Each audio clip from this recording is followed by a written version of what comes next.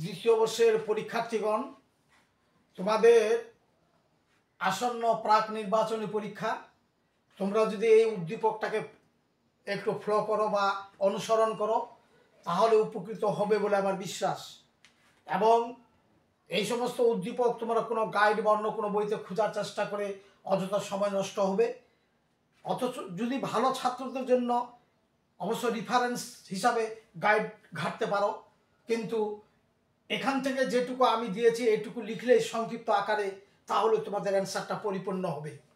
উদ্দীপকটা দেখো, এখানে alkyl iodide R I, এটাকে পটাশিয়াম সাইনাইড অ্যালকোহলিক দিয়ে সি যৌগ পাওয়া গেছে। ওই সি যৌগটিকে অ্যাসিড বিশ্লেষণ করলে ডি পাওয়া যাবে। আবার এটাকে যখন পটাশিয়াম হাইড্রোক্সাইড একুয়াস এর সঙ্গে বিক্রিয়া করলে বি পাওয়া যাবে। ওই বিকে যদি জারিত করা যায় এ পাওয়া যাবে। এখন গ নম্বর প্রশ্নটা হইল ডি যৌগটিকে স্টারে পরিণত করো।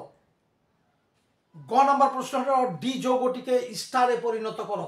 তাহলে গ ডি যৌগটিকে স্টারে পরিণত করো। স্টারে পরিণত করা হলো।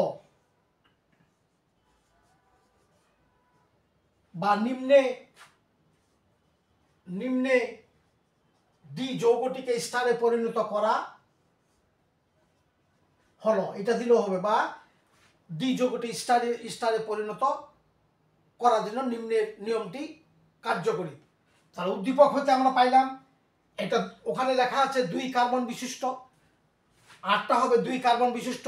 সুতরাং এটা ইথাইল আয়োডাইড পটাশিয়াম সাইনাইডের সঙ্গে বিক্রিয়া করে অ্যালকোহলিক অবস্থায়, তাহলে হয়ে যাবে ইথাইল সায়ানাইড। লেখার দরকার নাই। এটাকে হাইড্রোজেন দ্বারা, এটা হলো সি, এটা হাইড্রোজেন অ্যাসিড বিশ্লেষণ করলে এটা হয়ে যাবে propionic acid, which is D. D is the propionic acid, which is D. That is ethyl iodide, when reacts with potassium cyanide, it will be converted into ethyl cyanide. When ethyl cyanide hydrolysis by acid hydrolysis, then it will be converted into propionic acid. This is D. এখন এই D কে স্টারে পরিণত করব। Any acid reacts with alcohol, স্টারে form হবে। তাহলে প্রোপায়নিক acid অর্থাৎ D এর সঙ্গে বিক্রিয়া করো মিথানল, বিক্রিয়া করে এখানে এখনো পানি অপসারণের মাধ্যমে অ্যাসিডের উপস্থিতিতে এটা হয়ে গেল ইথানোয়েট অথবা ইথাইল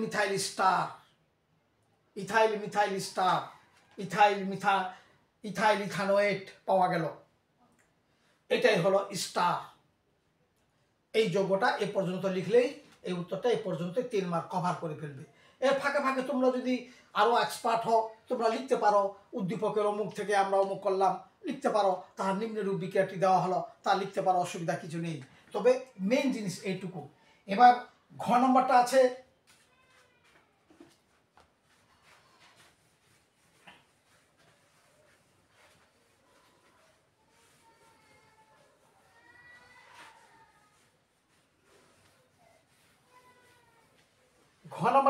এ যৌগটি অ্যালডোহল না ক্যানোজেনো বিক্রিয়া যাবে।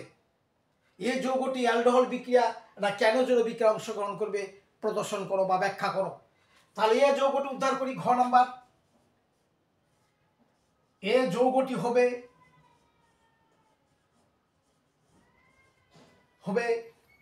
তাহলে CH3 CH2 ইথাইল আয়োডাইড, এটা পটাশিয়াম হাইড্রোক্সাইডের সঙ্গে বিক্রিয়া করলে ইন একুয়াস এটা হবে CH3 CH2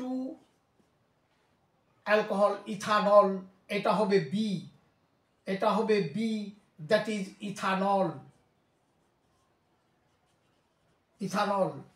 ইথানলকে যদি জারিত করা হয়,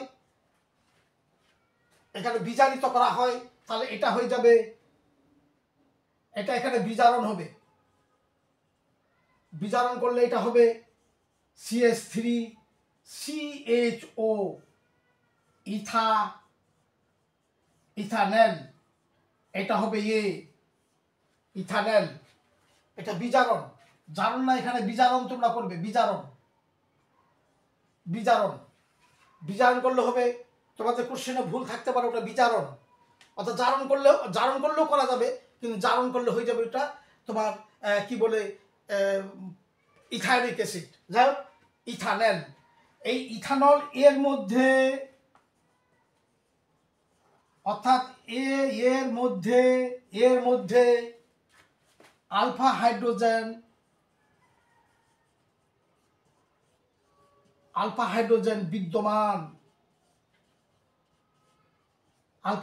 বিদ্যমান,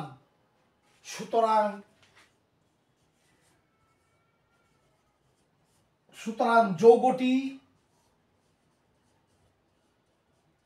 যৌগটি অ্যালডল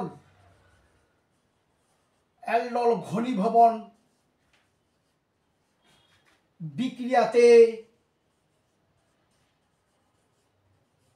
বিক্রিয়াতে অংশগ্রহণ করবে।